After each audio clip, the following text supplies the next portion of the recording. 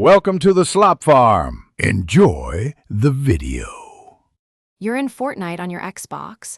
Open the main menu and go straight to Settings.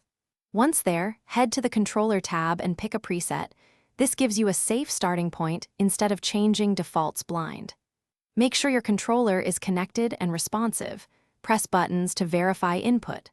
Once you've selected a preset, navigate to the Customize option to begin remapping individual actions. This initial step prevents lost bindings and keeps movement and aim consistent while you change keys. Now you'll remap one action at a time to avoid conflicts.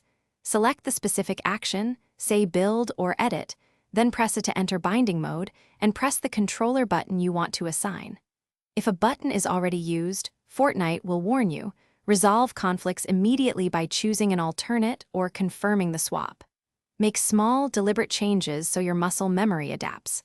Once done with each button, test it in the practice range to confirm responsiveness and ergonomics before moving to the next action. Finish by saving your custom layout. Select Apply or Save so settings persist across matches.